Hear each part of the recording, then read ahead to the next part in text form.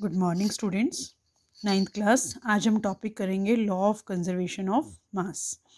इसकी डेफिनेशन देखेंगे पहले आप लोग।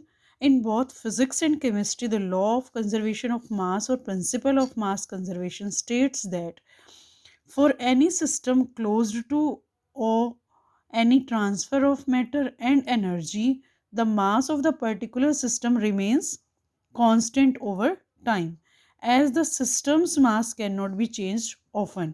फिजिक्स में और केमिस्ट्री में अगर हम लॉ ऑफ कंजर्वेशन ऑफ मास की बात करें तो किसी भी सिस्टम के लिए, किसी भी सिस्टम में जब एनर्जी और मैटर की ट्रांसफ़र होती है तो उस सिस्टम की जो मास है वो हमेशा कांस्टेंट रहती है।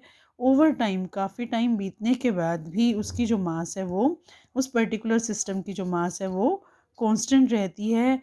As the systems mass can not be changed often, क्योंकि जो सिस्टम की मास है उसको हम चेंज नहीं कर सकते। So it is understood that the quantity can neither be added nor be remove. तो इसीलिए इससे ये समझा जा सकता है, इस बात से ये मतलब निकलता है कि जो क्वांटिटी है ना हम उसको ऐड कर सकते हैं ना ही हम उसको रिमूव कर सकते हैं। सपोज करो हमारे पास रिएक्टेंट्स हैं, इन रिएक्टेंट्स में अगर हम कुछ भी प्लस करते हैं तो वो हमारे पास प्रोडक्ट्स में प्लस होके आ जाएगा। मतलब कि मास जो है फाइनल में, लास्ट में जो मास है वो हमारे पास सिस्टम की सेम रहे। ठीक है, इसका एग्जांपल हम कैसे समझ सकते हैं।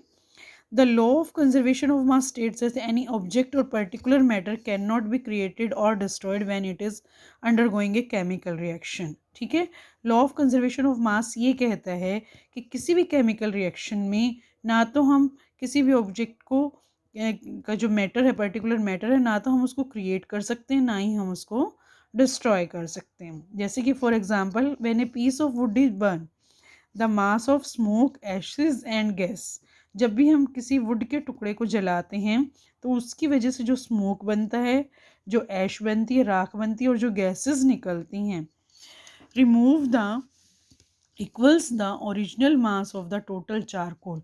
वो किसके बराबर होती है? जितना भी उसका चारकोल बना है, जो भी उसकी ओरिजिनल मास है चारकोल की, उतने के इक्वल के है। और and the oxygen when it first reacts, और जितना भी ऑक्सीजन उसमें एब्जॉर्ब हुआ है वो बिल्कुल उसके इक्वल है। So this means that the total mass of any product equals to the total mass of reactants derived. इसका मतलब ये है कि जितना हमने प्रोडक्ट्स का मास लिया था, हमारे पास जितना हमने रिएक्टेंट्स का मास लिया था, यूज़ किया था, उतना ही हमारे पास प्रोडक्ट्स का मास आ जाता है, इक्वल हो जाता है। मतलब reactants is equal to products. तो आज का होमवर्क है आपका, जो बुक में थर्ड चैप्टर के जो इन टेक्स्ट क्वेश्चंस हैं, क्वेश्चन नंबर 1 to 7 है, वो मैं आपको उसकी इमेज भी भेज रही हूँ, वो लर्न करने हैं। और आपको वो क्वेश्चन मुझे आपको लिख के भेजने हैं, जैसे मैं भेज रही हूँ वैसे ही आपको उसी तरह से नोटबुक में लिख के मुझे सेंड करने हैं और लर्न करने हैं। ठीक है।